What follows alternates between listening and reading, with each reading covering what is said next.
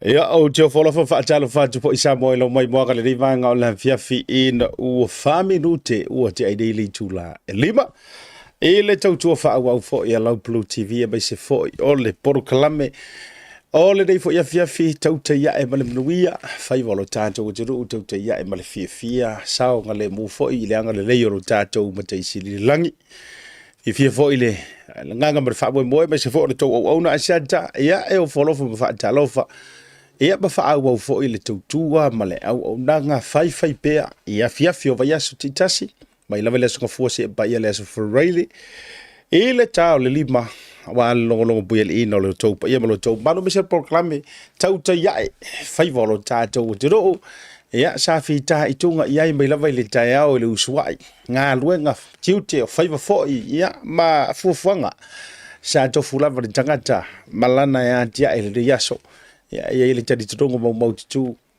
ia ua furi va au mala fulialo va au manu to fo itua polima pe opo ma se dia ile tiro ia wa tango yulo wa tepa yulo wa tato fusi no ula le futi manu ula le lofa mala ngale le yo tato matai sili le langi o le tali tonunga mau tu le na ia o le to ona le fiafi o lo vai lu te tusa ele tu o lo tato mruia mai se lava le tau singa i lo se fua ma lo ne yo lava vai ia pa io Samoa mai lava le vau o le fa vau ele ia se yo tai le fo isi tai mi sui ai ta oto se ala o io wa ta oto fo io se moi li wa le ta tongo i sa il fa so ngo ma le tu folasa ia pa ia ta tote tu ai le tu tiu fa mantala o i malu sa fo i mafinga ya me so le ta fa tolu fo pa ia fa ale anga no o pa ia fa ale malo ya ai si al fia la vai pa ia o le tato ma te sili le langi me so ai nga le iti al malama melea ya fusi le fa o malo wa fo tiu te faiva longo pu ia ia lo to pa ia malo to malu e pe ona ia le ia fia fi o le toya so le masina o au kuso aso tolu se furu ma tasi nei o le masina lona valu le le tu sanga lua se fulu ma le tolu tai hao tatou tu vai ia setema ka fio lai ali pa tau tia le vave o le alu o le tu sanga ma le taimi o aso o masina o vai aso e o afo ile vai o le wati lanto a fua nei ia ilanto le tele ina uswa ile tai hao fa ka inga por ka fa po le lima ia po le ono fo a usu tangata ia a laika ke moi a te inga e peka ke ala enga i le taimi o le aso me se la pe fa pe o ele te fufu te whainga ruenga wha awa huli pe wha aitula e ke ala wha ia e pe te malei fua anei whanunga lele ai wa koe i merika ka lenga usu le tai a oi mana wa mai o ina e fua i le vave ke ai o aso ia ma le telo tau sanga wa tuana i atu pie kau moe loloa e mawasia va novo ile le to fo i mai le tangata le nalu mo moli le au fainga ruenga ko e saule fai singa nga ka mai miki mali ia seki fa ai kula ila ia fo ile le awa le fainga se me ai e fa tali ai le au fainga ruenga a ornge kai mi male fu andu le alo le taimi male masa sau le alo o aso male fai tonga fo yo itula ia wale ko ye singa me o se kau e toia o lo onga e usuamo moli lau fainga luenga e fo i mai lo ile fale ko mo moli aku mar fanga wa onga e fo i mai lo ile fale fa vela lo mar me ai le temi la vale ia nga onga vela hal tau mafutanga vatu fo fa fonga samo e ko ki fo ile ka lu ko piki mai ka le manga verkasi e ke ku le fale wo mga piki merkasi ai e ko ki lo kunga la pipi i mai mar manga va mar tu o ia ai so ia oi e a tatou sa orika oi e a tatou sa ia swinga o le soifuanga ma swinga fo i o le tau wa iai ma whianga iai ma le lalolangi ua le fua tasi lava e le fa pe fuinga o ka kouingi usila nei o la e tupu i Samoa au se ka lia Amerika Hawaii lolo wingo se me mana ia foi mo ilanto vo ie fa le fie kele fa fenga ruenga na umi ona spend daily time o se vaenga le late fo e fie mo nai a fa na o le ato va fo i mai matua Iyo. Ia ai o se fianga fo mo nai matu o lo tu ia muri papanga. E va vena toi felo ia la tu grandchildren le uswa ile onga. Wala ngoni sio matu o so le pe yo fa ma va enga o le a o Samoa. Pe o le a tu muri se si lalo langi esi. Leo ai o le fa na ia onga. E si matu o vai ele nutimo moia foi le o le misia o le maftanga mafana. Wa misa foi nai grandparents. Iyo e matua fai fusifusinga e fai fekangi singa. Alenga le wai le aonga toi foi mai. Mafana fana le maftanga. O yo lea. O le ale tu langa o lo fenga i ma le vave o le o langa ma le soifuanga me sio le waso o lo ia i le tausanga ma le taimi.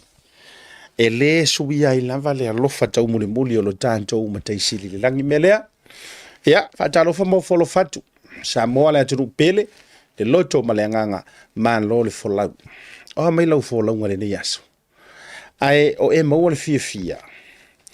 Ia, a whapea o neilo waso whanau mo lo waso soifua. Ia, whamaru ia tu ia o to waso soifua mo to waso whanau le nei vanga le fiafi. I le porkalame le taute ia e mai asiata. Ia, me se fo le pulenga a le Bluwave TV. Whamaru ia tu o to waso soifua maso whanau. Happy birthday to you all. Mai lava i le ulua i tausanga. Lua kolu fa solo tu lava ile tu inga matua lea e yeisi o fa manantu ile so fa manuia le tua fa aftai ile tua fa manuina le swafa o Yehova I mea uma wo ye fai lo to so fu mo leola fa manuia tu ila male lusu fa tu sanga o se uso le ya junior ioe eti io la kamale o la tama fa na o hokspe o ile ai se ele oxpe o fe foi le ngore mea Palmerston North, there you go. O kakar ngai o Palmerston North vale fai longa nei au kilani nei mangele lo na fast o iro na los fa tu sanga ia famulu le tua ia enjoy so to e tulu inisi tu sanga se tele manisi aso se tele to tua ma fia ipe ile tua. Ia lo fanga me famulu yanga me sia tamar proclame le dei vanga le fia me se fo ia o fo lo mano se vili e lo teine le tele na vili le level po ia mo le toro fanga o proclame ia te so me se disio a toa o la toa se soifua ile so a upa ufo ia tia me se fo nia wo me se fo yo ainga wo ma pa anga proclame happy birthday to you all mai le TAUTAI A'E le vanga o le fiafi a fa solo ile tanto wa fa maloma fa talo fa nga ia ila jo fe ngai manga ruenga fa pe wa manava malole on sa ile ne yaso malole tautua malole loto tele batu fo fa misenga ia ila jo wo vtiela pongisa on le vala au le tua po le malanga le maliu mleoti iyo ese ko inga malanga le maliu mleoti wala ile o malanga o mor vala au le tua ma tu fa fonga ala tu o to si le fia mo ta to lo le me e ye mo fa vela fa fo se e mo manu le fati ai sa mala dia ya o le ale tu langa o to yai ya le au pungsa ma le vala au le tua ya po le ala fo yo le maliu maleo ti wo o ile ainga mai pele mai fa ma fa tu le nganga o le tua fa mai se tu le porkalame ia ai me se fo so matu to ma fa le nganga ia ai tu langa fo yo le manatu fo I se taimi ia ai ona ua va ia tu pi tau ma ua tu fo I lungo penga fa mtalanga ia u afia fo I le malanga maliu maleoti ia le tu a fo e fasino I se matu to ma fa le nganga ia fa me se le nganga le tu le sunga fa fenga pasta waita ia me se fo yo fa tu ma le no fo yalo o vaenga fo o soifuanga ia o lo launga ina la sunga I le fafengainga ia me se foi o le upu le tua mana fionga ia me se le tau o aso fa penei I le tangata ua no fo fale ke riso I le soifua ia wala ngai le faingofi foi po le ale fa mai o tatou wala talata le mafutanga I le tua o tatou tangata o le tua e ia vaenga o tatou lo doinuti momoia pe o ina motusia le maftanga mafana me beli ia me se le nganga o le tua ia I le nei fo ia so me se fo pa I o le ainga fa vau Ma se fo nisi au ainga ua hafea le malanga le mariu leo tim whaanonoanga. Ia, wha maise atu le anganga o le atua. Whataro whai a te auto umarunga le proklame le levanga o le fiafi o la skofi o le tato waso daun tato eva eva ke isi. Iyo e. Ma le tua fo ia daun tato eva i walanga o le toi proklame a ia ni usila nei. Ia ona lafo fo ila ia leo le tautua mai Samoa. Ia so whareili te itasi isi o uso ia aloi. Va ai na fola sa. La tau fa umala na pea le paungi o le pea o savali le rua masinga o ka. E fatalo fatu i hate uto umarunga le proklame le vanga la viafi. Ai lolo tongi sia, fili mai a fawea. Talo fa lava o mai oile de vanga o le viafi. O folo fatu le proklame me so asiata, ma le tau te ia, Francis Maria Cara. E me so Sam and Fua Paulo. E mafuta mai le vanga la viafi. So mai tai fo mai a Tina, Tam ngafa, ma lo lava ma le tau au whinga luenga na i Browns Road. E le tatou medical center le naina ia malor nga lu le vanga o la viafi leonia valele feu malor ma jobe verso nga ya mika silau le tupu fia le atawa fa aftai ma jobe le vanga o le viafi ga tafo le Roosevelt poloi ma le tou ma tanga le tofida mati le pule le ma jobe America nga tafo le ia o satellite yoapo ma le tou ma tanga sunga ia loa tangele ia me se foi ia Joe saena ma le mafutaga le vanga o le afiafi. Ia nga Joe saena e mana o mai roe vatuni la tolo faanga o iro malau. Ia le na.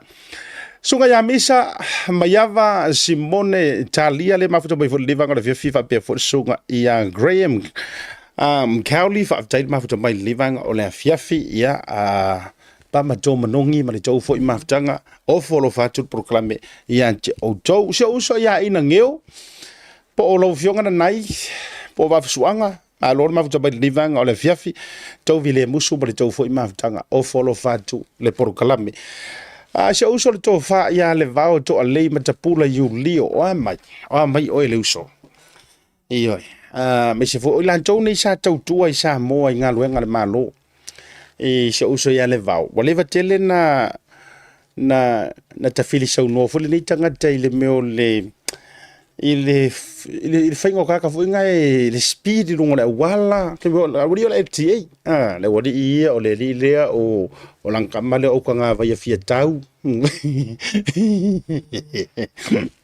wala ki le va ve o mai le imao ese fa finga isa io le fasia ese o makua le wadi ia a talo fantu ya tele uso male ainga ele le vanga le ve patalo fatu le to fa ya pongia Jeremia tikeri male ambulance fo ile al vale ambulance mai nai lo manu ya le pata ai malo la vale sa malo nga lu me se fo li me mai tai tau si so i fua e me se fo si ya wo fo mai pasi ya liu a mai lo so i fua nai lo manu wa fa solo io e wa fa solo afuru so i fua nai le tau tuino ngase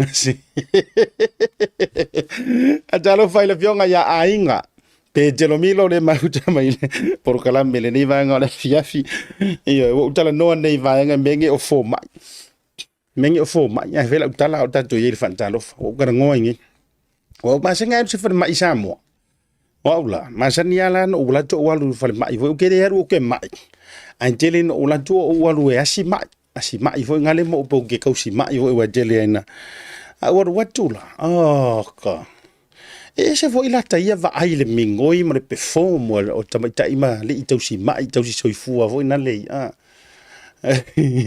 arganga kala le o liu le te fai tuai o se o sister le io o ia le leva ia le o ia le sifi vai si de ka fai ngoinga fa penga o ia le sifi la no manu fa mai la no manu io e ke le ala ma ori ma ke aku mata tala no ai fo i maliu me se fo io winga pa a mai wala nga isi mai ya o ngoso io a fa matala ne na ya wo fo mai me se voila la ka ma ka valele o le avta valele fa mai solo isi ka mbina ma sau war ka vale la emmo amori la ambulance malu le ako ya pia ai ke pa mai ka ma le avka vale io tangaro pongi Jeremia sorry waku le mai lunga le se ia e va ma short a nga o so lu kama ia e ko ku lunga va ngai ku le ambulance lu so ro fang wai vi ave ko pa u ye di e maka ukia e maka ukia fa inga mai ba talo versunga freedom loto shake ma to vaenga vaonga dasi valentano ai mo ka ko vai la ka ko ia ai wa ko sila la yanga wa ko sila la yanga a forma e fa tu lo tan o ile o forma se o ka ile o forma ia ve se ia le ai o ma inga ko kuru e ve ko kuru nga e vai mai da wori e wa lu so ro ko kama fangu bengi fangu kesi e kau ku awa le ngi na mai de kadie wa sa ola ukala lai fai ya ajalo fai ya Katrina angalu la hotele Marina le tupufia amor molestia tel italiana ya awa ke pole la delete la nga o se uso wa access wa la le wa exceed me if you come li ma se la request se ronga la ka ke kango fo ile le delete les kasi ya ma maile o ikokong o tena juro la nei su e fo e se delete so vai ko poise sila delete se mo o langa ngi fo vai ka so fo atalo fa mo fo fa tu konnichiwa to Oscar na talo fa sis mo le fo ya so li pe ko vai ko le ya ki and shout out to Hollis Aping talo fa na yo nisi e mafuta mai ina birth Australia Malo love Hollis, yeah, and the kids and your beautiful family. O mi o to o fem ko wo ya sisi lo matua i Melbourne. Mo le tolo fa nga ya antili mala, me se fo ia o le vanga uma le statu ainga le na mafuta mai ina fa aftai i le tua me se fo ola na poi ngala na leo leonga. E inga ya fa piko ia fitu nantu ia on fa aile tu fa ko ia fa taia langa le leo tato company long rosu major sponsors le Tasi Market ma tu le tato promotions le sila mai lunga le tu nantu le Father's Day promotions man tu la so taiao ile ta o le tolu e se inai mafai tu ile live le. So we're going to go live, a special live tomorrow at 3 o'clock ta le tolu ia mo ila to leo le afa manuyeina wati ne ye lua wo to sila mai ai le Matai watch gold and Matai watch black kamalaya pe ona ufa ya tuma o wa longo puya li mai lava fo ile na amatanga o le masina le na jeni limas fultala hurry now pe ya ko ya ngei Matai au elita au fa ngata tatu se ile limas fultala te fa ngaina I so se fa lo le Tasi Market tu silo so fa li siki male man numero lo telefoni ona tau aule tonu ole tatou ting pusa lo yai ile counter e anga va ailo ngomri tatou se ile aso a taiao e live le tu inantu ole tatou se ai ole ave ke kau mafai le Tasi Pacifica Cafe po le tatou cafe le nai le One Tree Hill na ole lo su tala te fa aluina ia tu si foi lo so fa lo city pe tu inantu man le numero de telefoni anga va alo swafa ia I tato failonga le te manu malo ai ile tato Matai watch so kiro aku po fea oi alea there you go sila mai nice or kamala le o le Matai koudra le ia e te manu malo ai pe afa pe e faile tato se I live le aso taiao or kamalale so kilo aku where are you and how can I open you there you go yeah tato Matai black lale oh nice brand new one mora so tayo longo winga I live le ka ko se avilia tu fa pe wala kilo so fa avilia ko gele pikingar ke fongi ma ele talia mai o move on we'll move on tato lono winga ua misi fo ilo so fa awe ki come brain ma disi mi ki ma ko so fa awe ki come brain ani complain fa me awe te come brain kai au be fa be e vilia tu o ai le tali mai ai ke le wai ko kiki muri me fa mai le video se e live se tato wa mi o le so tau o le se tato fa bitoa ia o le sa ka male sa ngi ia ai o lo mo tato gift bags ia o lo ia to tonu le sei o lo mai Samoa Hawaii o le manai e o me tau lima e ao ngā mo le tina io e so o se tu ai ngā lanu masikaili ese e te mawaina i nei le tātou whapitoa i nei i le official Blue TV na o le fase furu tala sisira mai o le manga i o tātou gift bags ia ia tama e ui orko wa sauka ma ia e langa i lea o ngai o kousei au kei o ngā moti nā lono winga ia meri mai whaafso tei mai ia whaatau a walanga i uma mai lea sauta ma ai whaau au wai pēre tau tua moti nā mi se foi ia mota mai tai e o ngā lava mo o tau ia e te maua a e whaafso tei mai i le tātou Blue TV mwhana e walk away na o le fase furu tāla e te aloi mo e au le tele ia o le sei fai o sei manga ngai mai Samoa Hawaii o tautalinga o le ili o le sikafu tele o mea Samoa o lo i eitu tonu i le tātou pusa lea mo mea lofa ia le na o le sinau tātou whaapitoa mo moli le whaamalo ai me se foi ma le whaamanu yanga o lai aso sauta ma o le eingi ka kou whaapikoa ai wa lava ia le tātou se i o le aso sauta ma i le aso atai au mai le Tasi Market ia e fai ia ma tahoso fo yo familianga le sa tama mo le toi fa malo mo nga fa tele i le fa ta wino tama toi fa popo tu se si vai ngol familianga pe a la mala ma fa i ule ta to program le va ngol fi ona o tanto wa update me se for mana yo va nga ta fa soina toto marolonga foi mai fa o ta to program me se ta to news updates mai Samoa.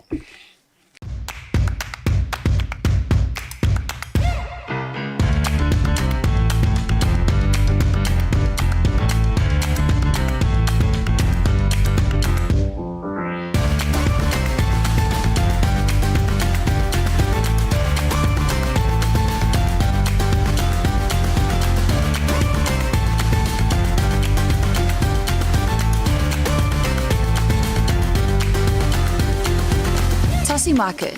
With 3 locations around Auckland, you can get fresh produce from farm straight to your table. Grab a bite at Tasi Pacifica Cafe or get a new look at Tasi Barbers and Salon. Tasi Market, your affordable local.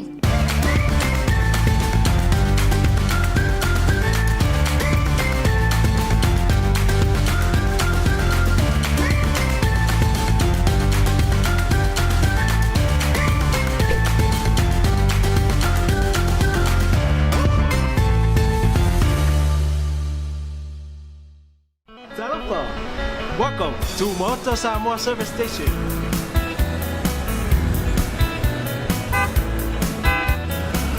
Talofa! Talofa!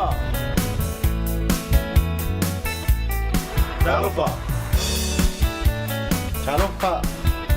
Talofa! Talofa! Talofa! Talofa! Talofa! Talofa! Talofa! Ua iai foi au nanga i lunga Pacific 40 ma le maua app. Mo nai tatou ainga, o lo alala i atu no mau.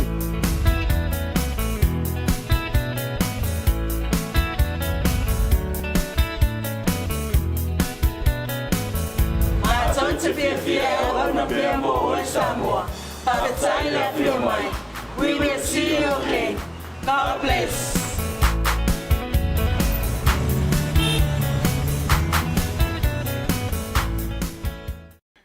Tabi le wati tau minuto na afala le tu la lima fa jalo van tu isi vaenga le mafuta me lungo le YouTube melu si paia ma le tau vaenga tolo tia liu me se valu so ya chef panga malie sungar kampese io se mo ko vai ku pese la kamari nga ma yeri tango download ya ai play ya tu lungo le por kalame ya me se fo ia JK mai pu me tau vaenga lungo tanto YouTube channel fa talo van tu ia le tuolo Vamoa le mafuta mai fo le vanga o le afiafi ya me se fionga for sale ite ha tai mafuta mai ya i le vanga o le afiafi me se fo yo fa fo wina o sia lui ia pe foi la ia le sunga post min ko martou maftanga dunga tanto wa proklame tal fat foi le to 5 tawai io a puru siliva ia male sunga tanga loa elisala tali matasi le mafuta mai au se tali o ameri ko au marka penganga de World Cup tele ni se tanto tala to ta longa ia pe a o le tanto tala no ta longa por tanto fa so ta longa ai tato atu ni sio vaenga o update mai sio tanto o tiru me se fo na ya matou ya o tero nei ya o nge ye ngi sila le ya ni me ese mai na lo le vela lava o tape nanga o finga balota mo le silafia ila to fa fontu o tero nei ma sa ma ko o kilangi ya o to silafia fo o ngi sila o le mekele ioe ai matou lava ye o kilani ma au dilangi saute ya o so longa le mu lava me uma na o le kele lava fo yo le fatosina male tulanga fo le o finga palota le alo lo maneia o kitopa ya o lo so longa le lava me uma le anga le o le tua ai baba ya tu lunga ile itu lawa le Land and Transportation se Samoa po Land and Transport LTD me se fo yo matanga luenga o ngaluenga te tele le malo o le utu ina mai lunga le faataina ma le faalau teleina o le awana le anga ya tu le tu malo fangaloa ya ko kisi sila mai ya mana ya nga luenga a le matanga luenga ya ele to sila ma va ya tu foi ele faalau le leiga ma le faalau teleina faaleleia ya o lava le tūlanga fo ilele o le faifa mai ai e lona tūlanga la walunga ia o le na ua tu mai lunga o le beija le maloa taia e le ongia ka voie ka pu e solo mai by standards mai lan tau sa vali au ta fole wala ia o anta lo tu ina mai sa o lava lunga o le tūlau o ngā luenga te tele le maloa me se fo i o le pulenga o le tele manga luenga mo le fa malo le minister o ngā luenga se faiasinga uka mai kala i le vaisua lea a leo tau sila mai ai e le o whaapa o leina la le whainga o ngā luenga le ua iai e le o whaapa o leina le whainga o ngā luenga ma le whaalau te leina o tele ai e na ona whaiala o tala le walanga ta sile nei tu malo ke le lo waruso e lava lo mana mai ai ke ro fwele o nā male laina ia wa openga ka whailangi ma le social media o ke le i o le sheina e le vatu neina o luan tu ai fo i avele mantou sii langa ili si utu fine sa no fotane tulo antu fa fonga mai le tunu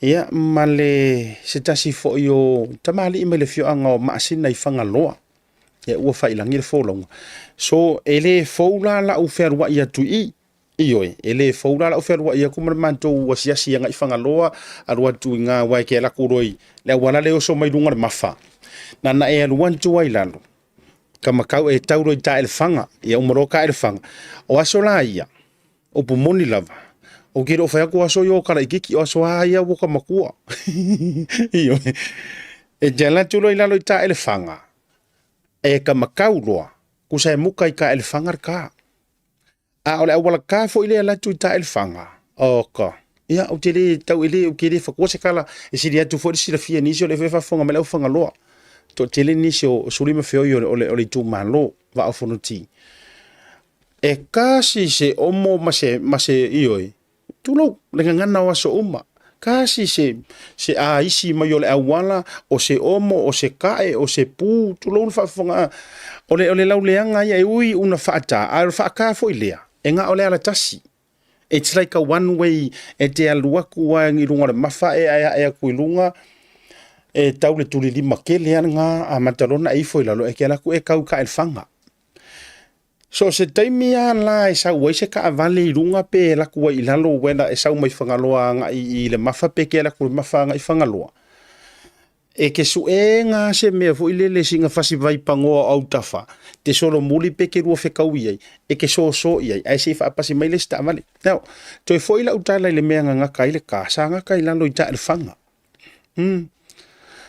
ora kama kaula e ke oso ko ile masinga wa umolonta elfanga masinga so malonga mfa so ko ele yau ka masinga kai minga te yau ai fa fita yo o mai la te mire nei a mesina va vai atu ua matua le ngata o le lautele. Ai ua whaakale le ia wa o le si mesa whaifo ina o na pōpe ngā o ngā sua fo ile le ngā o ngā sua ma kaungangu ma fongo. Ia o kungai ko inga fo ile le male la kouku i fo ile le tu ia i lalo. Ia e ku ingai ai ki munga mai kai au koe fo ia le pū masangi lea. Ai whaavitai le matanga luenga ma le fausia ina o ngā luenga ai fua whare ma fau. Le foko alua kausanga kalu o ngā pale mai le mingi skale ia tatia ia whainga malo. Walanga karangok ngi whainga malo ua ave whapuro kikisisi whapewe. Ia le whaira la vivi i mare fast. No. Ave ese mai la le fast, ave ese mai ia HRPP, SNTP, tautua poai. Ai tatu tala noa la i le kangaka le ofuinga le ofu lea o le mingi ska. Walanga ile ofu e se nganga pa ia pe ofu e se angeru e ofu e tangata soifua e le tangata e le faipule. Le la ua pale mai le fionga le minista ia olo. Ai mangi kua la olo. Tasire ni tangata sa fusu ko akasi mai lava. Ele ia isa nga vahenga fa upu whainga iai. Sa sau ko akasi sa one man band malka mahaloa. Le la ua pale mai le fionga le minista lea. Ale ua matua manai o le kele ia no ulatu fo isa moa ile amatanga au kusole no ulatu e fa mo emotion manto no u peton u se tupaitea o keru aku lai fai ka kalanga a walanga lu e mato amata mai manto lo lu e palodi lai fai ka kalanga a wala vai loa fa solo ku waila ia le anga po papa pule ia eles fa solo tuai tanga ma fa solo ku ia se e pa ia tu sa taua ma wala yo la ko a walanga lu yeah, no te tangole fua whaare mawhau, mawhika whaare mawhau. Now, how many years ngā struggle ai sia fio anga le nei o whangaloa?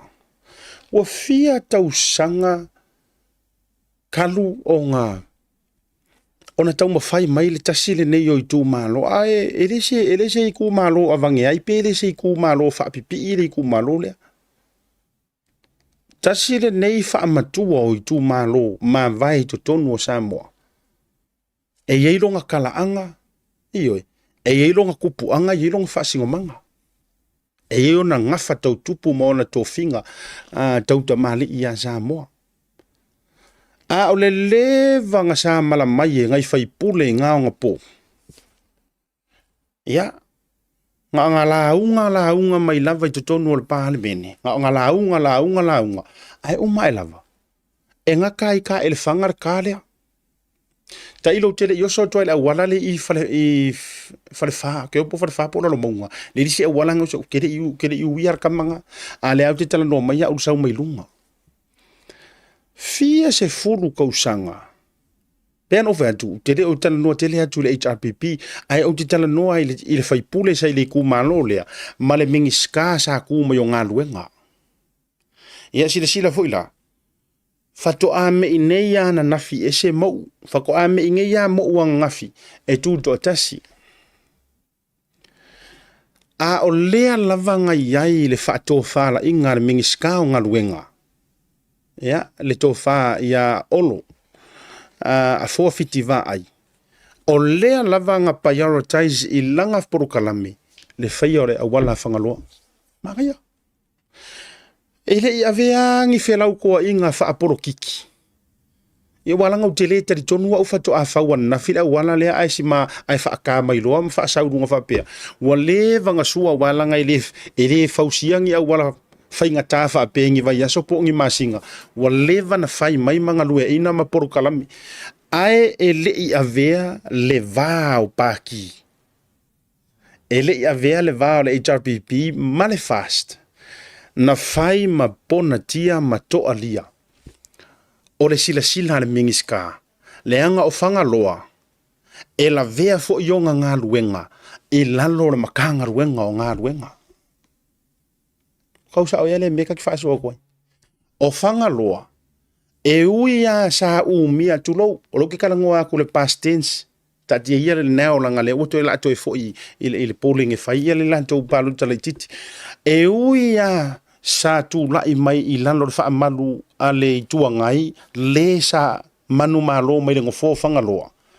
Ai le I ngape ai le sila ale mingiska o lo tu le vaenga fa fai ale fast o lo ta ia le malo e la ko ke le fa maka ivi ai ma fa pe aku le ai o ko ke o me manga me ala nga uma ko fo pa inga le nga HRPP na tu lai mai ia nga mingiska fo ko fai pule bo ta o tia le vea la ngot fai pule ko nga sa mai fangaloa o ku aku sa ku mai ai ku kama ia le ao sa HRPP foi ioi bo levan ka kaung fai ai me ia ale la ku loa ale la fa ko sa o mo e alanga mai ko ngol fa le malo i tongol palemene me fa mai fai me ia ale wa ese ka ko le au va fa kas e tau mo mai ia wala ngai tau te fiu e alo ese ma me ia this is the reality i me ala wo ia fai ko ngol palemene a fai ke fia ka ko ngol kana le la te fa fo ia ko la maule ai le manto tu malo i se tu paitea manga ku fo si manto tu malo i se tu paitea waleva na tu lai mai ai le to faile vai malaya asiata sale mo tu lo suli ma fio ilanga o fai langi fo longa kasi le fai pule nga matua fa feko ai ku la e pa kongole ia o ko filau e ki sanga fa sa tasile o le fesili o le se mea sa ku pa ikea nga fai mai le kaiminga fa to ale nga mato fa le mai nga le nga le fa lenga fai pe ko i kai il mato fa mai se fia uma sa pa ikea me lo fe ko o matua paso si fai pule lenga e kau ko ku le yaku sa ma ko fa le mai ko ku le yaku ka nga ko fa fo le nga o langa ku le fa le mai mo fiu e ku le se mea fiu e ku le ma ko wala nga lu le se mea na fua le tautua ale vionga to farwa i mala asia ta va ai sorry sale mo o kau le ya o kau ko le ya mele sa ma fua isia leanga fo ele yango mai ele ma se sia o malo nga ngo me ke minga ele ifia na matua ele ifia maka ivi for kilometer ming ska nga makua ka waso ar kilometer ming ska nga le se me lo te fa ya tu te mori mo wina lango mantou o mantou ankos nga kau mafai nga komiki nga kau mafai ku leile maulea e se mea ya ai kakala e ale awala pai kakala e ale awala la fai ko tapo la ele awala papa pai mala ai si ai nana o fai atu la fa ku pingi o la kala ai nga onga sui o le fu ai kau vai le mako fai pule le tu la termine mai le ua i taimile sa manu malo mai nga o nga sui o le langu mar fa mar suar mako o nga lui nga sui ya suar no mako o nga lui ioi keu mako su ki suar mako malai vai masi mako malai nga la suar o mar ke mingi le ro po la menga suar nga me pese malai ia la nga pinga o mea kasua foi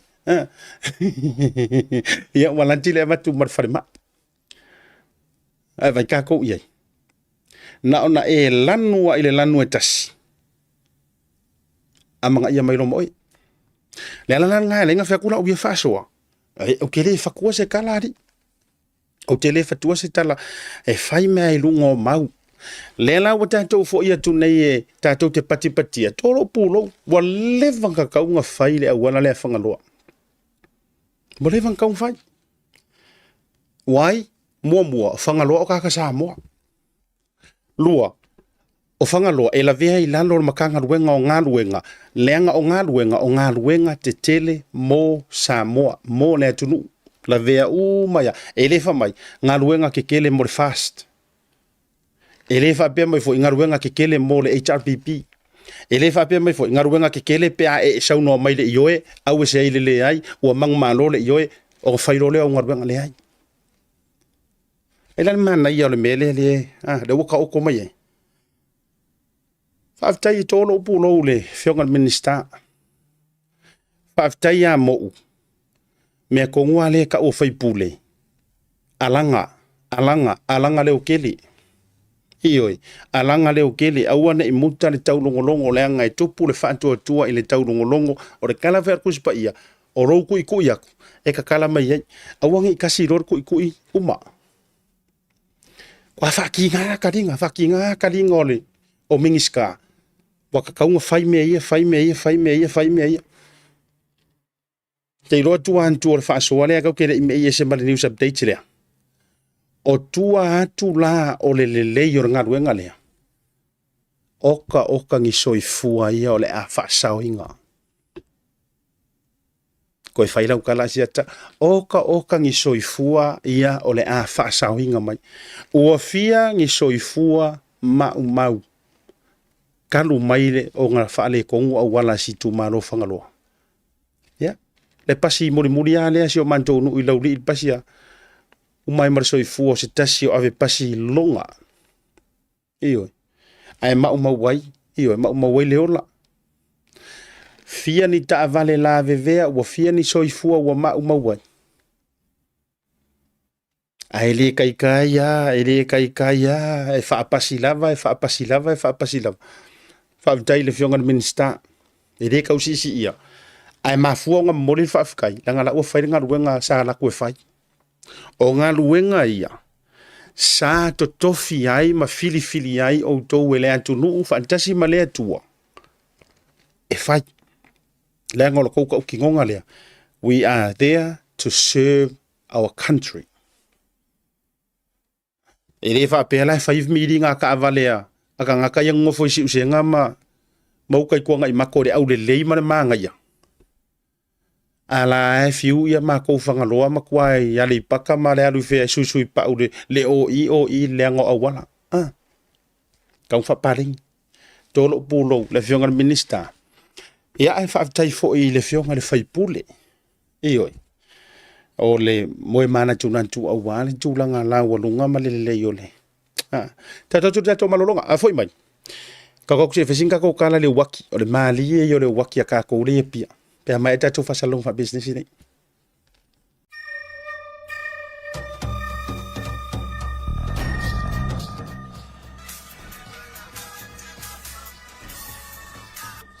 Hello? Happy birthday, Us! Yeah, happy birthday di mo makiva. Se me kana mo vine kwai. Amo yo ko los fanga mo va ko lo talo fanga jo celebrate los fanga o chamisina. Sorry, e fia po. Ah, seri. Anga me kasi los fanga o si pe fia. Uso, kan yung ko kongi member fufu. Yeah, okay, so ifo. Pauso. Thanks, sis. Send love to the family. Okay, bro. I love you. Love you. Maroso. Oh, talo ko welcome to Thomasin. Maro. Pemo. Talo for matcha.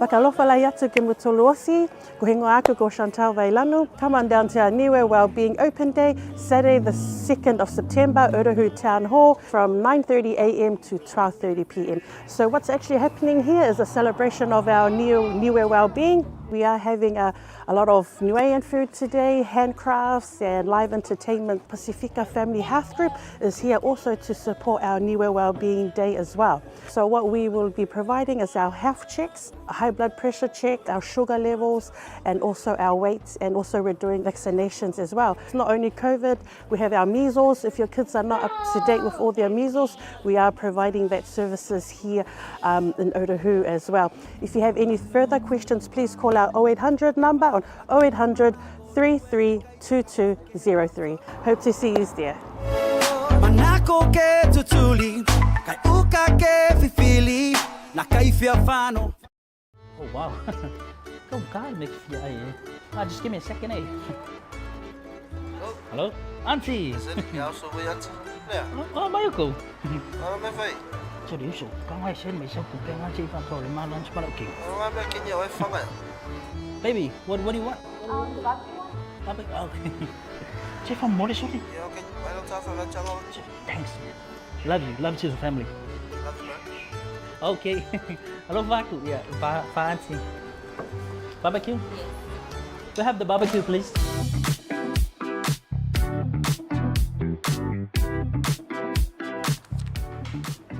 voucher. Thanks, Tyler, for voucher.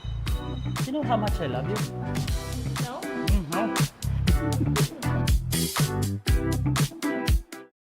Toi whataru watu toi te liu mai o le porokalame mai malolonga masani I le nivanga o le afi. Ua whaalawa I tele mai e le matanga ruenga o pisinisi mala manuia, leipa, ia, o le vanga le MCO. Ua whaasaina I nei ona joe whaongaina ia lalo le wati, po au tafa o le wati.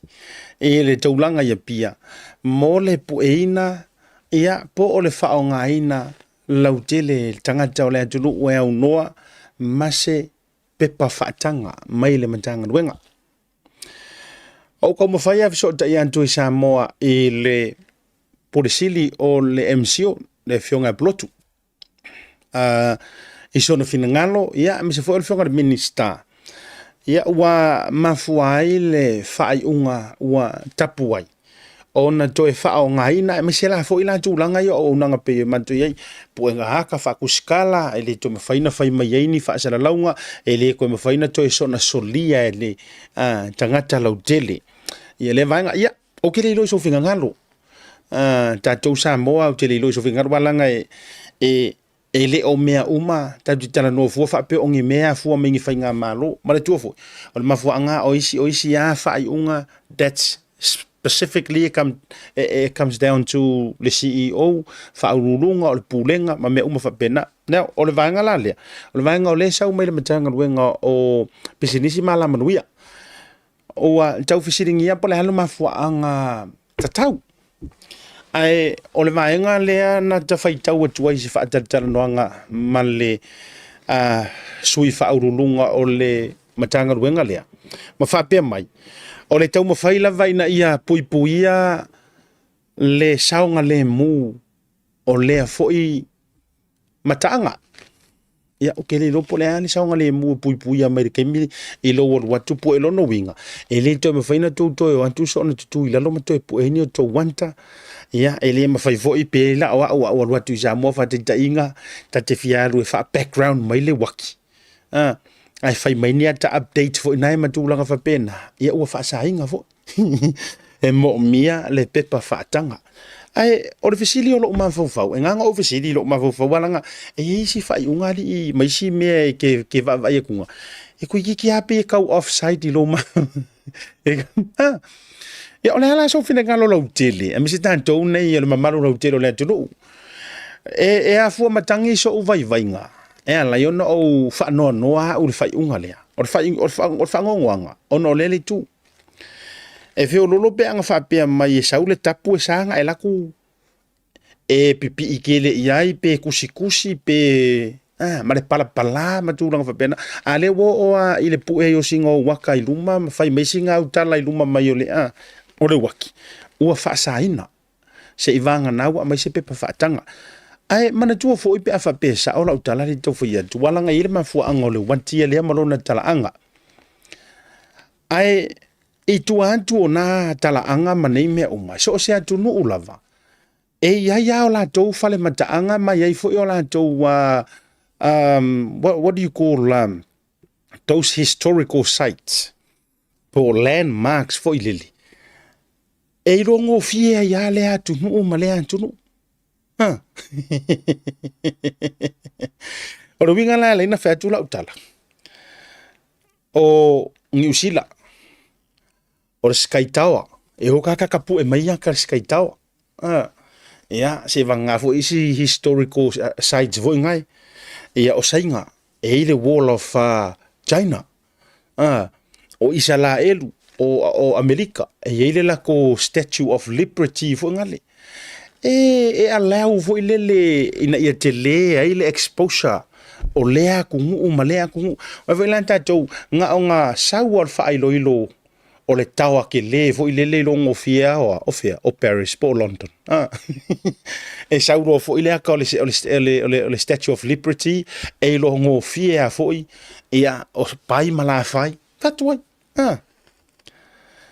ola e so ronga le waki o wingo la ukala ele ia ima se taimi fa be na tau pa uma ye singa si ma le waki lalo pe na fa pe mai o tau ma veke la lo le kulo ai pe ai ole va vai so fo fa ngai e nai media o ke le fa ko mato o wa le ngi si la ai pe wo tele na fa ngai nai media si Samoa o aku fo ingai pala langi ma po to me I don't see le harm in it unless fo ile o lai ile tu ai nga fa fe fo ile wale o koe fit le mo le ya fa pe ku langa nga ya wa ka nga koe wa ka nga koe fa le mo sa nga le mu ai se fo ile le pe wa fo lo ta wa fo ilo ka langa ka si la me atu wa ta o nga yaso ka ke aru ka ku fa fika ila lo le waki ya isi kai mi ka ke emo ka ku fa fika e fa so lo ma ku ringa i tai mi wa no ta ola fo ia pia e viu de si mako va nga sa vari le loku kai maka ku su e upe mako sa vari mai ala ke fa nga kasi le ai le ya manga ya nga me ya le fu e se ne yo na po ai ole me ala yo na pe e fili lo ta ma va de ke le fo yo isi me yo wala nga ile o me uma pe no ta fa yetu o isi fo i me ka un fa i mare po yo ai sa ole mana ye fina nga lo nentali ole waki ele ku uma le amaka nga yo o nga ka anga sa free fa so ako ya now I always am why I ku fa ko pu nga ka ai mo le wa ku nga la na wa enforce la tu la fon ye me fa mo dia yo ia pe fa sala o sala tupe wa ke ro pala tu langa I don't know aru winga le na fa tu la tai tala la o hai tu langa le la wata wa lo to au tele movie le sitanto update wa ka wa lo to ma to wa tu nga fo le tai mi fa to atatala ya poras mana tu ma to atu lo Samoa fa lo le briefing o manto ele Samoa Tourism Authority embassy fo yo maenga ale official palemia immediate mayan lenga lena invite tu ma vala aulia ku e atu ina ia to fa ai loa fa lawi loa mai Samoa ma ko ku ro faile briefings me malava o site o me malava they all public places ia le ala wa ka mo lo mako camera ka mo lo mako camera o sauna le so lona lua e por so longa ko ma ke o taken makeki no fuanga faitele ma keki o ia o au e mo ko ma ko camera ko ngol ma keki o ia ai malo mai le inga ai savani male inga le lai moi tonu lai moi le official tonu ma keki o ile fenga venga ina sa ka fi ma ko sa wa ka fi ma ko mai fatat fakali ola le ia ma to fatu na ia o le mo ke o mai e fai fa la wi loa mo to wa tunu ora kali le wo kali ya va ko le ma ko mai fa la wi lo ya ona o le vaenga o pro ke kier malo ina ia le wo to te tara pores ma me ma la fa bena e ta ulai sa i le lo langi ma ka uma beautiful is back wa kan ko o mai o le wa ma ume mai le kafi o va ese ma fuanga mai ele nga ele mo fain ko mai ka pu e ma ko le mo ke le fa ka inga ma ko pre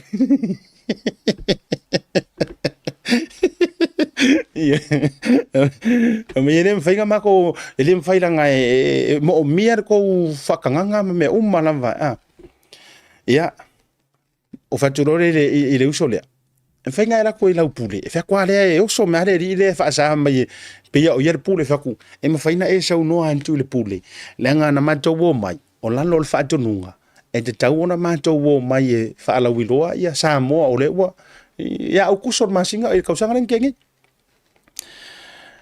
malo ku ro maleri le malo ku lo la ku la e matua na o fa longo ku ngai fa ka wia iyo ngai kinga ma ngai ro ma ku ma ngai ko inga le fa ka wia ma fa ka wa ku vo fa mai ka o fi fo ngai ka ma wale o mai se po e se fa ka ko ma ko wia vai ale sa ule ile sa fa sa mai fa mai o privacy nga o ia ala fia ro fa ka wia no o le officially iyo ina ua arua tu tonu ma vili atu malongo ke le lopo ainga ngalongo ma o ai to fo i ole ile official palemia ta u mai ilo ina o war ka fia fo ka mai ya na yo atu plus on public places lono winga o i foi fa ko o lo ai e ai fo i lalo agreement ia o ele ke alu ke fa ka o lo ai mo public places E la ua, o la fo ua e consenting ai lo tangata to be in public. Kasi na mea, kasi na mga kakawar mga iya sol. Awalang a e songa sa weangi, a e songa sa weangi il kulafong. Wa pe ona e te whainga luengai, nga pe ye yale mo iau mea ngai whai. Ia. How many times ko kisi sila kuwai lungoi videos i au mai palalangi le expose mai yei leo. Na leo Samoa. Le koe expose mai leo papalangi abusing at tulafono. E o ngā yo la ufa manantu le mo tatou. Awa fo ine iwa vea ka kou ka kai whainga ruenga mai. Awa fo ine e wha pealau ke malama umatula fono. No. Langa lela asau kope mai oi. Ai ngalo ya tia. Na mafua fo yo no atu tangata nei mata uano foanga nei ono foanga faitele. Pe fo ilana makeki. Nga mafua o nga e yo e ke aru failau poloka. E kasi fo ile me afa pe fo ile o maramala mai o fai poloka. Ia le wo fa manantua tulunga polokalame. Ile fa pe e ke yo e ke aru ko kongila poloka ma e alu ngo foanga faikele nga pe o makeki. Ia o nga e koe mga e musu waila, ia le fe show fa ala wa itele ia. Ia hau o loa ma vaenga fa pena. Otherwise, alu o e whailau o e private. Nangor fa mangi ngonga ngar fa mangana na avifo. Ono winga. Ono fuanga fa itele la vaia ma no fuanga fa ala wa itele. Ia, wa mafua fo nga ka uongo fuanga fa itele. E mawhaiona ili fa atangana mo tangata lau tele. Ia ele ora ko foi se fa pe inga ia kurikuri a pu ele ofia pu e ngi foringa ora ufa kawia ora pu e foringa ia asire me ia ka le ai mau tere o atur fia pu enga o foreign o foreign ora ia ma inga ia fa ka wa langa ofia fa ka wa me fa kawia ora ia le fia fa and the sila le mang so I don't know ile tulanga I tuantu o le fa sama le tapu ile wati ia a fai fo ia fa mai or saunga le mu. Ia, o te au i saunga le mu. Ai ua iei ngisi wa wha ia tatou wha maumonga wa whioti la lo le waki onga o kasoa en ka vale. Kere i maua se wha maumonga wa la vea ise si la lo le waki en ka vale. Paule me le te maua i la lo wha maumonga. O le tele o le meo le leo nai fe e la lo le waki. Paunga mega ke maua i wha maumonga ngai. O le meo le leo pasi aku ai miki mai aka ika. Iau kangoroku i esinga kupe ngai tutu wai nai malo le malo i nai le wati. En tasira na vaenga fo i nai leo loa. Ia e au ngalanga o matou prokalame. To make you aware. I ke wai aka mai mai pisa mai. E matia kui Samoa e la ku ngalo ia oi. E mawai malau sala i Samoa. Ia le wo fa ilo atu. Tasile na suinga la wa yei foi. Fato a mapu e mai le sona na fi. Ia le foi vaenga. Lua tau sanga marivaru masina ua fa afare pui nai ia le ave ta vale o le loli le sa maliu wai ia se tamaititi o le aonga a wai le aonga a vele. E sa moi malo lo le tau sanga na tuana iantu a o le vaona lo loma le case. E o le la ua fa ilo mai. Ua fa afale pui na le ave loli po le ave ta vale. Fa ta mala. Ia le ana o ile maliu. I si a foi tamititi aonga koriso aveli ia ma wailo na soifua ela ua mai aona fa mai ale case malawina le tulanga e Samoa ole vai aso foi nei mai la vai la so fua se pa ia mai le aso le nei ko kiki ya valu cases es le ua mau mai ola toi unga e aunga fa atasi uma mua ngoi mari fao mea mari tale pe fali. Lua, fao o manu aia la i fao ngai no le la au malosi. Male tonu. Tulanga winga mata ngā mare pulele uma. O le koru lau alunga lea. Ea e se maa fiso o ta inga fo i male pule o le whamasinonga. Ea o loo whai malanga i se mai Samoa e ilunga whaatatanuanga le telefoni le taimi ua mou atu. O le laua lunga lava lea o whaafita uli lai tutupu tutonu o Samoa i le taimile nei. Ma o se vainga i le tele. O le tūlanga i le talepe ma le whao mea. Kama lea lea uangu mera kasi ngai kongo o Samoa. A e whai fo i le mōkingingi o le la. To e whai lava fo i le mantila tila. I no foanga whai tele. E eila le fuafuanga leo ma malu le malo. Pe ona sau noa i le sui komisina. sunga pali i Mona Lisa keti le o ia sau no ai ma to e fa mafa i matua o i la tou le fa taua o loa i le manga ala ia pia fa naula iti le fa ka o loa tasi le vaenga wali a ele te mile nei ore au ki ngifo fo ile le solo musa le mo fa ku fa la vila ve taulanga reportina le au mai Samoa ore au mo jar vendors e la tau le watu pe wo fa o nga e tupulanga le au kalepe ma le au le o le onga ma le au le fie o nya onga o fa o nga ina jele tu ai nga ruenga i ore ku le yo le apa ingu ma mongo ko kongu ma winga pa ai ore talepe ma le fa mea le ua maua isu nga malo le malo ma le unga fo ile o ta o to mai ai fa unga ar komsina ma le tanga ruenga la ua umona la pata i ma tuo ta miti nei la ua umona la patai a ko e mauala e le lokar ka makiki ai lokar makua mangaya la so fina ngalo le suinga na man ia tele le fa tau tonga wala nga yesi ma go tu lo fo a tau poi fo ile nga na ile sitemi pe pe tu tala lo ai ma fa le ango ai la nga ile fa ngo fie li onga ele fa ngo fie ngai ai nga ye wala nga la to me to tino fa le nga la ko sefe fa le nga la ko fa o loa ma vea ele fa ngo fie o re ka e o sikio aka kele e te fa le nga ina pe tongi le ma ele to e tau ngo fie na me ai pe fa aka ye o ele matua le fie ku le lau tu lo fa ku nga fo ye va tu sa ona fo ya ele fie no ngo winga o nga e fie la ko la ngo ye me au te matua i oe ma o amene fa aftai mai sa o le le yar finga le e uia fa pe te tau ona i for fui niu le lampalapa ai le nga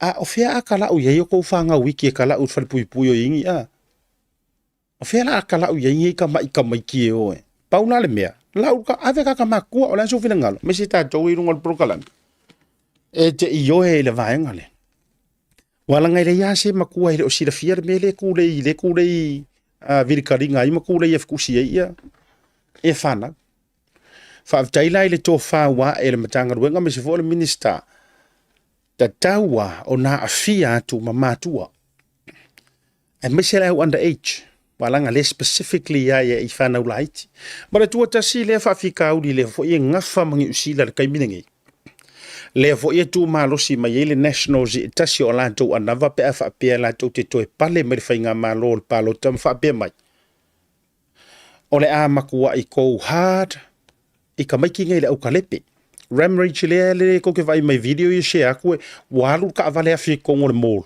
ka so ai la lo ia fale o lo au lo fale sikaleki ma ai ko ke vai ko le ai masitanga tamatua mo e ngale au sikonti kamaya kai se furu kasi se furu lua se furu kor sufa wa foi fa nga a o tu nei mea ola sa fa mai ka makua wa foi ele yangi kama isi konti ngofo fa ngira ko fongo fa si konti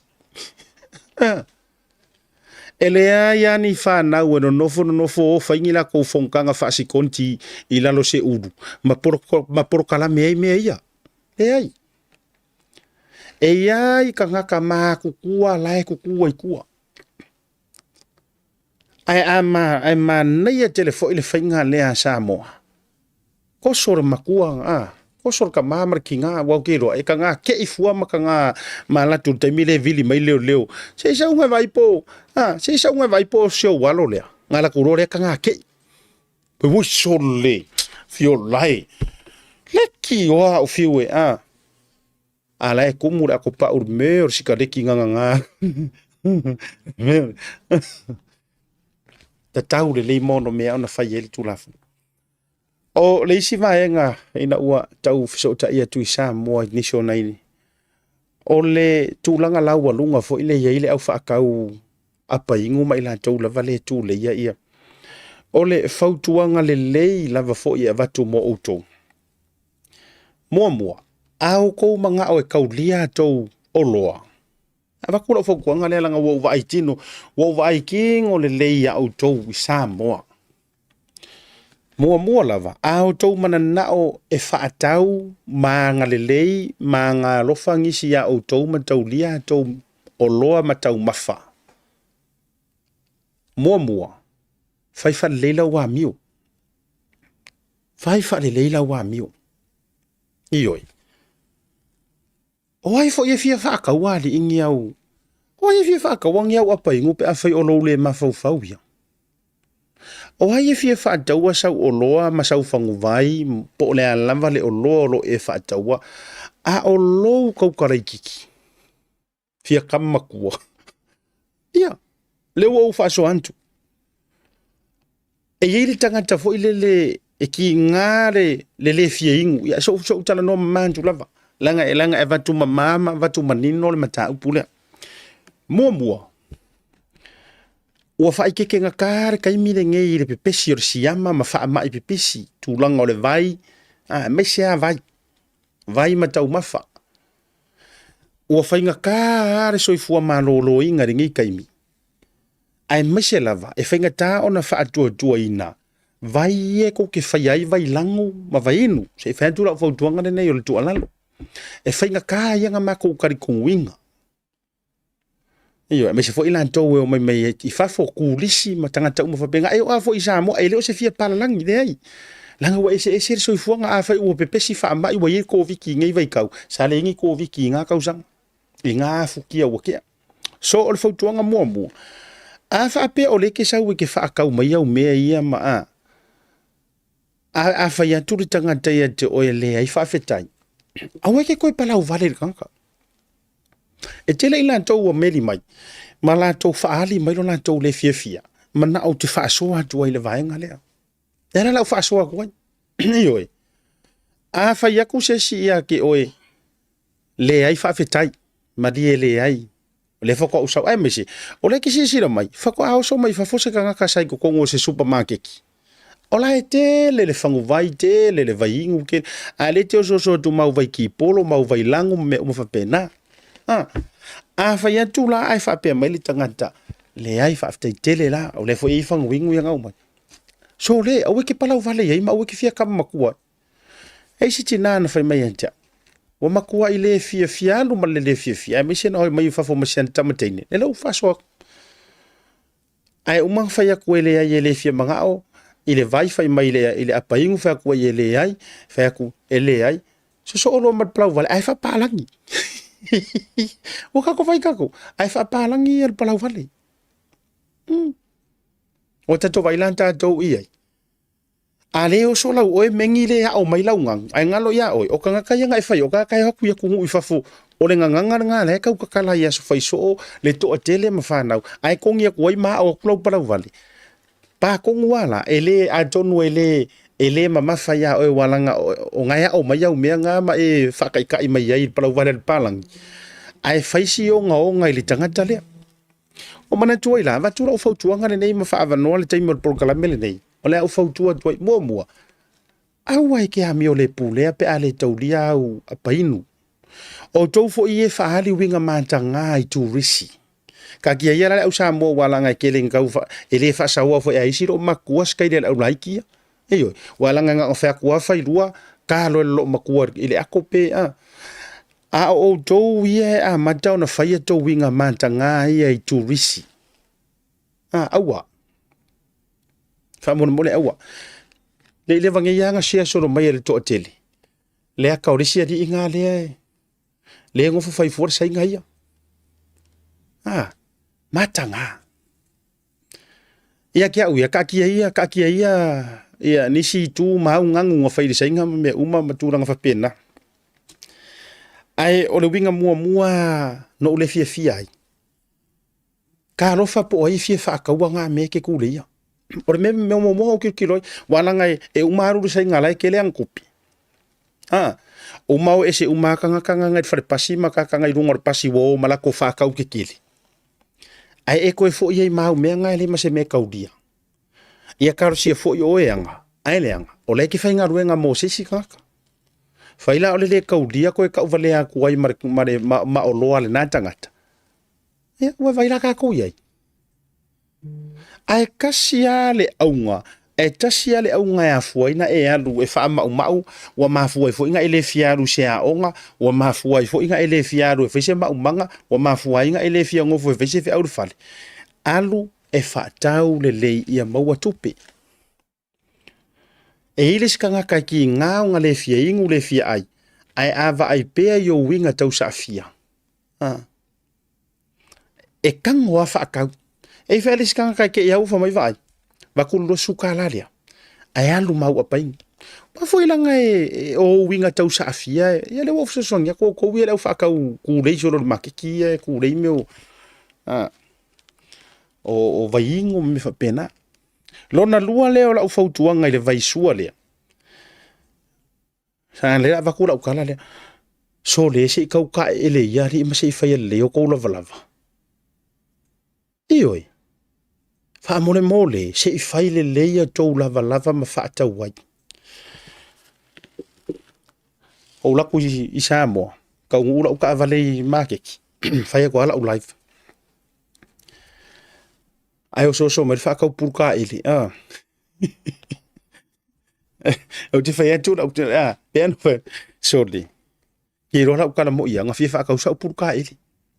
Nga fa ka ai a over ai a ku le king or fa ka purka ele mo vai a ku foni ngor fa ka purka ele o kai o le pumonia me le se fa le ai ma se o tio fa pe ki wai a vi se no le ngau tele longa o ya o ele ki fa longo me fa fonga mai you will feel the same thing e alu a fa kuanga fo I matua fa kuanga fo I mo fa pisingisi o towi e fa nga ngai ka miki malo ma fa na uia se e tau tuanga fa mole fa ia e sa fa kuanga a o fa ka puruka ele ka ele mo au fa ka puruka ele fa o nga ile mafia fio ke ro ia la po ka manga por mang fingi fio le mafia fa o nga le ya o te fa ia tu sa o lava uia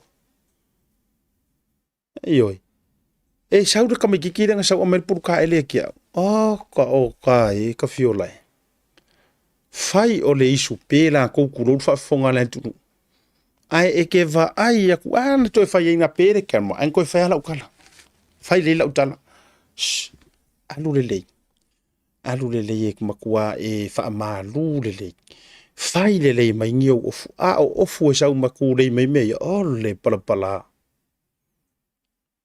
Tasi raya mea le avatu walanga o le mātou tiute ma le mātou ngaluenga. O le whaasara lau ma le longo puia li I ma le whaalau I loa. O le whinga kai o le mako ka ua I palalangi ma mātou whailoa I le lalolangi. O mai ua matango fie masaonga le mu Samoa. Ai o mai kurisi o mai kanga kafunga le Samoa wa lewa I le toi fie o mai ala fuko a koe. Ai whiko ai mako ai ngā wharifōringa ia. Whakuanga nga. A whaapea o oe e ke kule ia mo me fuinga o loa a wale look after inga o le tino fasi moli puruka ele pauka e ka kaufo o ngā mua tangia mai o tino ma o fōringa mea ia e ke whaakawinga ia a wakula o whakuanga lea a wane I whaia le tu ai ngā sikaili fo I le lea kākou o fuanga ka fuafi ai ioi singa ngakai ngao nga po le nga ele itele se ele ia rualu luma le tulanga o fe malanga inga ma le fai malanga tu wala vaso ia nga feula ka inga fi ki ngalo nga mosua ai e sawa ku le no gone those days wa ke aso nga wa te afutia na or kai miringai ai se kanga ka piko sili o nga aulelei e ka kaua mo e aulelei mai o elea o Sofia ai loa male fia fa tau o tangata le wa vakule fa kuanga amu yo to le va tu fa tuanga iyo na a o mere ia o ai foi se a fi e fai o loka fia ai fangu sea ka ai akava ia kula la e ka I o sorry ya ele tele fi a me mongi Leila ngai de yo awa pole male no ko fia ngau fonsia de a kau ro ka ma fo ringo le ki ki nga fa ko fonsia o ka kana those days wa umanga aso ngai se ke fai le leila valava o mai fa tau o loa a kau i lava le leila ngai mua e mulinga ni oli ini fot ai singa e mulinga fo ingi oli ingi foli. O le matua ta ua lava. O le vaenga lea ua o ye tatou whaasoa le niva o le viafi. Pumonia. Iyo. E ta ua mo tatou langa o le matua to a tele o le kuainga kulei o le au kulei o loa. E o foia ila tau ia whaatau ie o le fautuanga lava fo e tasi. O a lava tu langa o lo o tau whaatau ina. Wha mole. O le fautuanga lea. E wa vatu la uia tu ala lo ele ya o ia lo pata mafenga a or kanga ka mongi ya le lofa le o fa yaksa a wa to a tele yo tangata ele o pisa le melia ele o pisa aku ai ngale o ma be wi coffee like ki lo mengo o le fi fa ka wai e o wai e fi fa ka wa se vai maka ele i fu lu o lo so mo ya o le mongi nga. It's just that ele mfaing fa so atua I mata u atua. Le la u faala mai por klame nei le la ke ku ala lo koi mo fa tu atua. Le nga even I myself. La mo mau er ko kele. O ha for tanga ta paia I'm a paia o ke fa kau fo. O le kele ala o kai. O lo fie ingo se vai ki polo se fa kala ukala. E vo le ngiu mar vai ki polo. Kama ye lua e kele ala ingo ka ko manga le ngiu. E kele ngoka ko manga le ngiu ala ngore ngiu e mai ele isu ia e mai foi lele la e kele o fesiringia la le sua a o le vai ki polo e kele lo ka fia fa akau mai o vai ki polo le si au la ki ngai peko sole a o ke fai yaku e fai o le a purpuru o fo ringo le au la ki pala o lava e wa makua fai nga ka ya ngoka trusting po fie sa o mai vai le e wa vai le o ngonga ya o le fautuanga le nada te avatua. Mai se foi na I whanau, ai e matua I o lango ina le mau o le metanga ruenga o leo le ua saunoa I ai le komisina lango. A ko e maua loa le au sikonti, le au laiki ia faa kupu faa lave mga oi makalepe kaulanga. Loka lako, batu lo mo lato matua. Iyo, vatu lo mo lato matua, wa te tau o na fia. Tato bea tu tato malolonga. A foi mai. Ia, tato wafi fesinga ko fasoa, ele neivanga o le fiafi.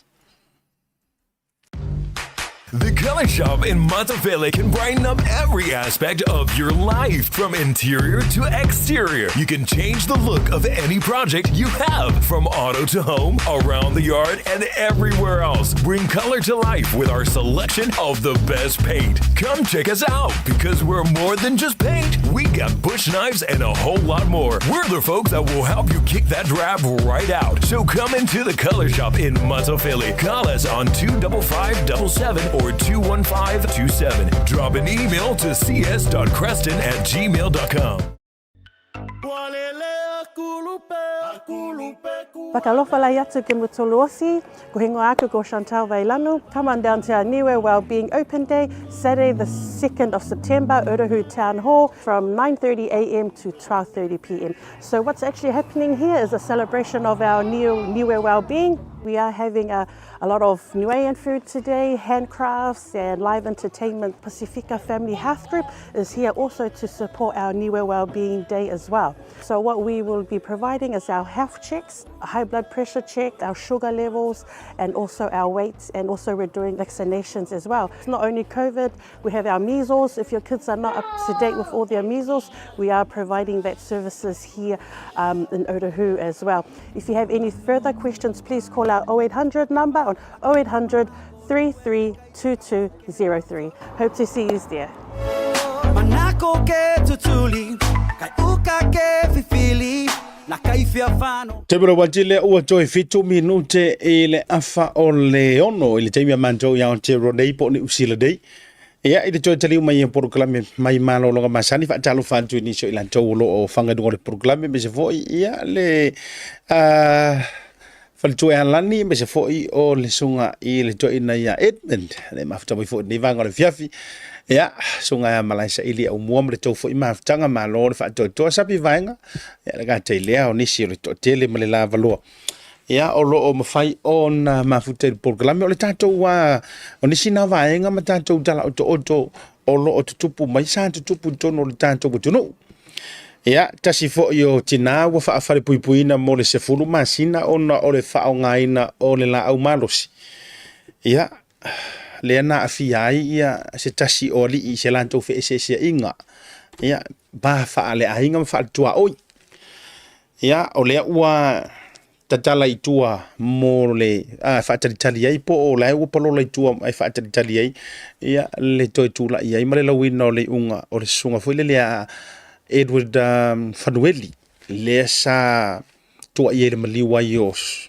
o lana paanga po lana tautonga tamai tai malo le malo I le tausanga na tia nei ala le whaonga ino le la au malosi ta sio I ungo cases sa o whaasoa tuai ai le I o atu le malolonga o le kele lea o le cases la tula I metono Samoa o le tinala lewa whaafale puipuina fo ile ungo le tolo longa le whamsinonga sifurmasina ia ele I maliu la le li ile na afiai ia ai whamaile sau noa ngā le tina ngā lakua ma le sifurua mili whakavoila iyo ngā lakua ma le sifurua mili se I kaunga whaapaa fo I pia ia ka apia I whetau I ngā la wale ia lea fia maron to lua ia ai wa whaapaa kua ai whaapaa fia I mare tulo mare no foanga ai pa I rengo o le sia I vantu whaafonga le tunu ia o kai minga o fai tau ile article le mo ma wa ile telefon le mai Samoa okay aka okay aka fo ile le vape so ele mai fo ile itinali e fiangi kingali or ka ko por karameri I oro eva mer kai minga oro fai oro ke usinga us fulu mi ole me mali ya ja now ole me mari ke au kala lia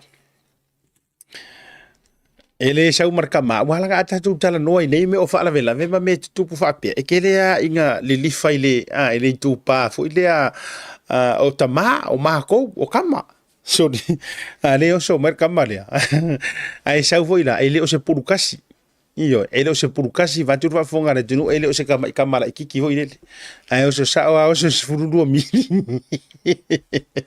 ya o tautama a faiole akale ole a faiole akale ole sa kama iyo ali tofa ali o ko kadiela la mela ko kadie iso tama tautuana ma o tola sa tama va ai fa le lei va ai fa le lei de pusal lo makua va ai la lon moenga pele o yesinga sifuru midi o nga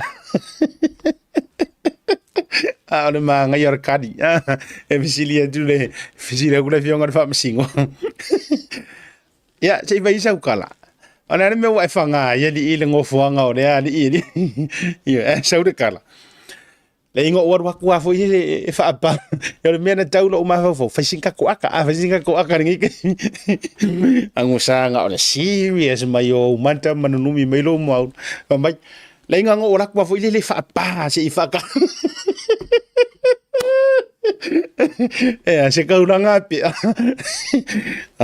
ka o kai o ka ngakar kai mingi ke fa kwa master uma ka ngaka uma vai fica lomiti mai le ai ngo wala kwa fo ile fa pe se sengira ya ke wa ma ora fa pa ia wana ngata mai ai ke wa ma ora fa pa o soa la vea afia afia ka umuri o siani okay ya ore taimi vore nei o ka masaro mia vore ma poku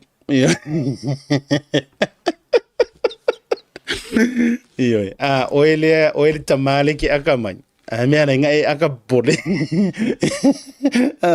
ana mea niko la fau ma o tauia lai mo ke e vuanga aka le wa ke wa la ai kongore poku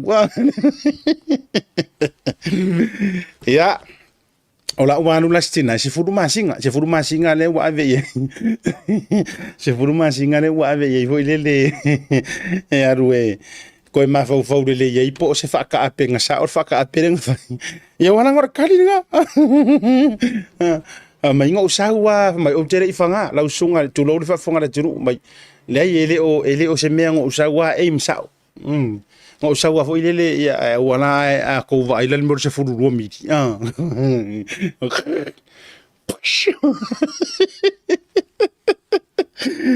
aqui no la kala fa ta la fonga au kira longa ayo se au wala le fo ya ngi e faka pe me yo o ko va ye faka pe ngor kaulanga pe a vo ile nga nga fanga i ngore langi ya le la wa afia i ma le ngofo nga osiadi ya fa vitayo le fa vitayo le mo wa mai le tala ya le yo la o la soifua iyo ai ole ala kuwer kanga karea i pui aka ya ole mela leva fa fautuanga foi mo o tota ma me se ma ko ma New Zealand ma tele lo ya Australia kele lo ya Australia pora soka ma fu ngi ya la to ya ai afa pea o fa funga mai o el tina o ngangasi nga se furu ruai lo po so yengo ke ona le nga fa pe nga yo fa nga me ki nga nga ka fa nga ruenga ri ma iyo mausue o moe ala fo i manga ke moe ri ai alunga se furu lo mili o le mo kwa maka ukia o me ku pu mai sio ka ko isa mo uyo le o le si vai nga ua fuai ona fa tau no ina fa salanga ele le sengia fangarga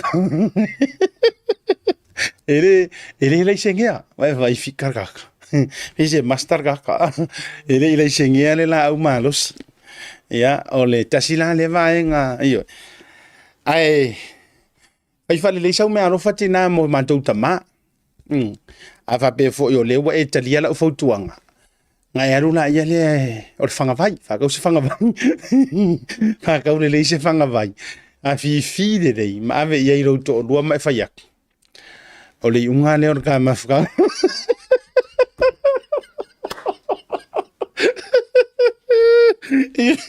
nga onga e a fi le ia ani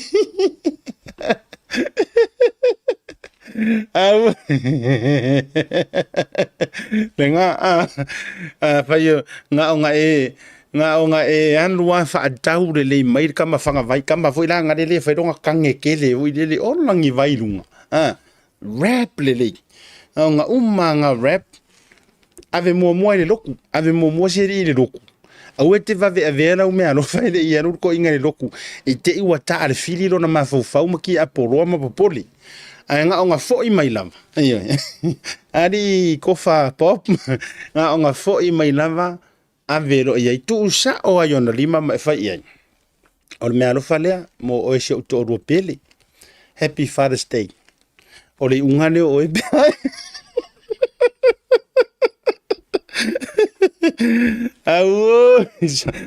ya o le kele nga o le mele ko po mai Samoa iyo o le kele anga o le mele tupu mai Samoa fa tai ele o kupu kele ngi usila o ngi usila ya malavani tupe wala vangi se lengi mori ya yo lo fa anga ya masau me ro fa mo sa o tama wala va ya pokarama wala va foi le akor ngi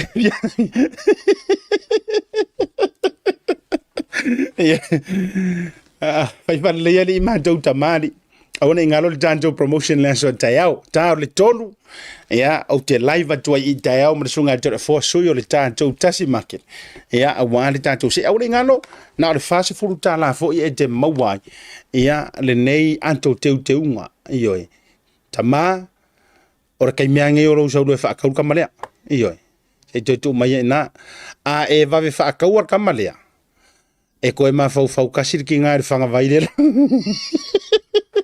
ai le yo na lo sa wa fa ye le la wa mai kamala o ya asiata al fa subtala ave mo e tautalinga tele o loa lelei angangata e sili atu lona tau a e saula e vave akula ki ngar kamalea e o te lo foi la toe sui ma fo tina mai fanga vai ya o te fai va pena ma to fa mo tele la sauta ma to mo de dilan so tayau ai le mai al tato por klami ya tau te fia fea tuor fa tera nonga le ya ma le so yo Universal Church pei fora sona fi esela o sunga ya va tufunga era ka kokorosi o ya va tufunga se me singa upu fa la ai awule io wa ka vivela mai han me le news le o ka wo so mai moro upo pole ya se me singa upu fa marsi au mai fionga le tua se tatu se tua i le fa tera no ngam so tainga sunga ya va tufunga i le nei vanga o le fiafi ile swafa man malo Yesu teriso o te fatalofa tuai i lopa ia Samoa i lau whafonga, ia, e ngā te leo o lau mai mō mai i le tātou pū kalame. Whatalo whātu i lau sunga siata, whale malu, vaoliko, le whāton sili o le tātou pū kalame o le TAUTAI A'E, i le ala leo le Bluwave TV, o lowing o whaola tufunga, o te whiwhia o te whatalo whātu Samoa, i lau whasausaunga malau mai mō mai, i le tātou Paul Kalame matangofi. O le Paul Kalame a le Universal Church e whaalau iloa tuai, ia lenga luenga a le Universal Church o lo whapena o na tautua i te tonu o New Zealand nei, e le ngata i lea ua ta ape masala lau i le lorolangi. Lea o te whiwhiai e whaalau iloa atu Samoa, a o lo e whaafonga mai. I le ngaluenga o le tafa ioi a le Universal Church o whapena ona whangainga le tua ana au aunga malana au whainga renga e o mai eila na upu ina ia tupu maola i te tonu o nganga o tangata o lo whapena ona leilo loa i te tonu le nei lalolangi ai o te tonu o le avanoa pitu sili lea ona taua ina ia e loa o ai le Universal Church po le ha foi te ngā luenga o lo whapena ona whaataunuina e le Universal Church i tu sai male iai te tono New Zealand nei. Ia, ma ua tamu whai fo i whapena ona o atu i tu tono se tātou no o Samoa. E ngata i lea o atu no uma o Pasifika o lo whapena ona iai anganga o le ilo loa ma le to tele o whapena ona mana o mia le soswani i le tele o whawhita uli ma pōpua ngā o lo o whenga iai. O le Universal Church o le mātou sauninga lotu e whapena ona whaia i aso sā uma. O aso sā o le a iai le tatalo whapitoa mō e o lo maua i whamai. So o se whamai o le tino, whamai e le ai se fofo. O le a iai le se whamanu yanga le tua. O le tatalo le e tatalo ai mō le whamalo longa. Ina ia whapena ona tali lau fesili o lo e whapena ona e sa ilia, e whawhewhe ona e malo lo, awa ua tele vaenga ua e alu i whale mai ua e sue o mai whala au, o so se whala au e whapena ona mai e tonga fitia e lo whamai. A o le whamai o lo whapena o so solo bea, o lo tu mau bea. Ia ua e sa ili fo i le tele o fo mai. I ngata i lea ua to tele e au whainga renga le tua ua angapongi makakalo matamu whai ina ia malo lolo mai. Ai o man keimi nge ele i maua se tali alo mai. Lea o te wala awina tuai. Asi mai le la le Universal Church. O lo o whapena ona i tutonu o au kilani nei. O e lea o lo e mai moma si sila mai o lo e alala mai no whamau tutonu ni usila. O le mato e tres dea i Sefutolu Lempi Drive e Manukau. O le mato headquarter na e te asi mai ai. Ia ma le tele o isi la o lo whapena on ta apem sala lau i tutonu ni usila. 36 Atkinson Avenue, Otahuhu. Ia, po o le Luas Fulu South Peacock Drive, Henderson. O le ongo se lau se Fulu Victoria Street in Hamilton. Fiku se lau se Fulu Valu Dominion Road, Mount Ruskell. Po le numera Tasi Mohui Crescent, Pori Rua, Wellington. Susu i so se la i a whai o nai te la talata ne iai. Asi ne iai. O le a iai le whaife au. Le au whinga renga le tua. E whapena ona te talo mōlo mai. Mō le whisoswani o lo e mana o mia. Leo te wala au lia tuai o e Samoa. Aua te mā, aua te nofu ai. Aua e te whanongolongo, e le mawhainga o walu e leise ka avale, e leise se mamoli au yu, o te tonu a e o orke me tamana o mia sosoani po whea le mamau, whea le mea te manao e te alu e te alua. I re kai onge e whawhiki pe e kakauanga e tūrunga mai halu. E sa ili le fo, leo te wala au lia tua iwe, asi ane i sose la lali Universal Church, o lo o matala yaso uma, aso uma e matala whaitoa. Ao le aso sa nei, o te wala au lia atu oe, asi mai, e te whaatasi mai matou, le whapena ona ta talo mo oe, le whamanu e inga o lo wolanga, i le whaale tino, e le ngata i lea o lo wola whaale anganga. O le aiva ai le mana o le tua, o le whapena ona pai te oe, ma vatu le tali o lo e tau sa ilia. Peona e silfia, wa to tele tangata ua iai le whamanu le tua, ma ua li liwo langa, le whafosa la tu sa ili, tali ai le tua ona, o ele aso ua asiasi mai tu tonu le ekalesia, whapena ona whamanuia ele tua, ma whaia le tua le wavenga, sa tau sa ili le to tele o tangata. A olo e mai mō mai, whafonga mai le testimonies, ale tangata na whaia le tua le wavenga, o le whapena ona whasala lau atu, mai mō ane le testimonies, na e loa leo le tali le swafa Yesu. Talo whalawa Samoa, wai lava se tasi o loo whaafonga mai le nei tū la, e mua ona whailua atu lo wingoa o patosina te vanga. I le taimi whatu a o urufale mai ai i le UCKT, o tele whaafita uri sa o iai. Tele fo ia whaito toa sa o iai, sa awalu o te sa ili. I se tasi e sosoani mai a teau. Ai o le taimi na o urufale mai ai, se tasi fo ina na pasino mai a teau le whaito toa i a teau.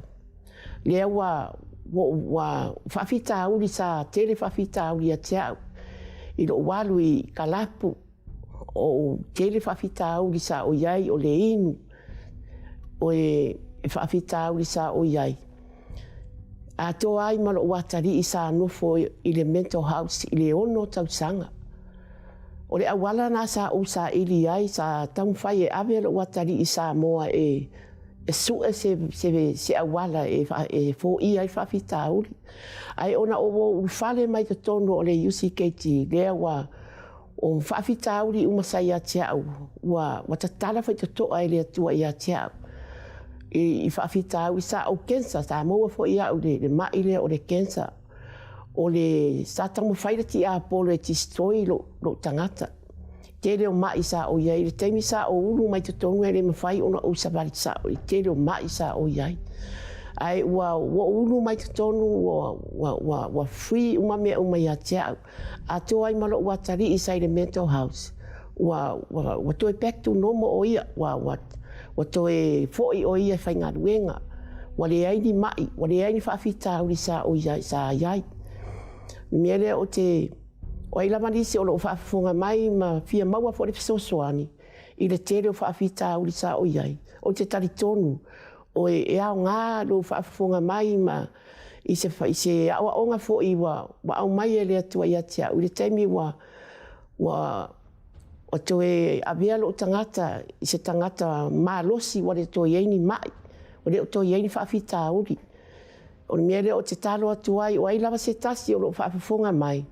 Ia o ngā le nei share fo ia te autou e whai ma tau te urufare mai ai ma e re whapea whai atu o se e tau te o mai o lana vai ai a o ani mai o lo ia te autou ma tō whawhita uri o lo ia autou ia a vea le nei share ma le nei testimoni ia autou ia a watu ia o ngā mo autou e ona o fai atu ua free lo life i le tele o whaafita uri sa o iai a toa i whamelo watari i le tele o whaafita uri o le taimine wa te tau ona o le ai o te whaafitai i le atua ona ua whaasino mai le nei awa noa ma le whai to toa i atea le wālai ona o free ma lo nganga whaamaulalo whaafitai lava ma nuia le nei aso pāse fua e ona e whaafongane i le moli mau a le tangata le wa e tilo la ye le tali na whaia le tua i le olanga o le tangata.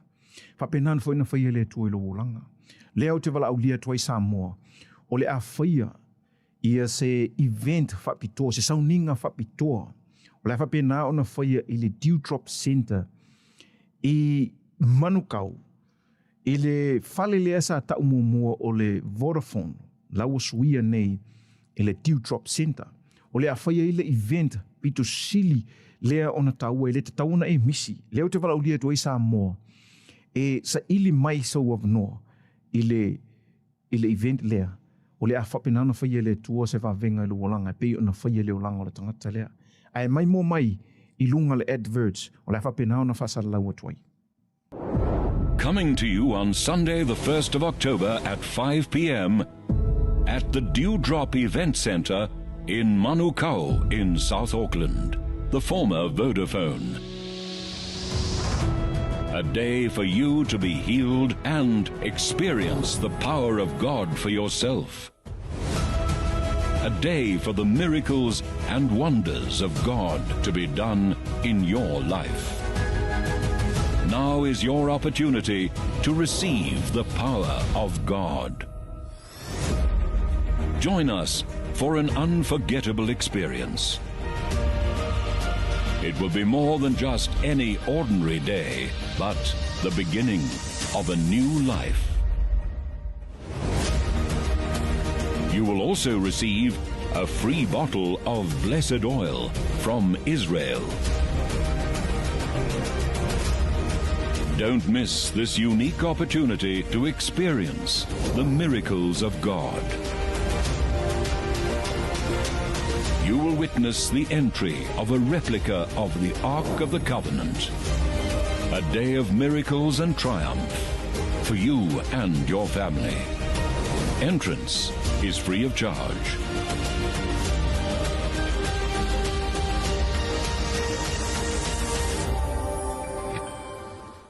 Pei ona e whafonga o se avanoa matongo fie mo oe malo ainga e whapena ona e asiasi mai ai.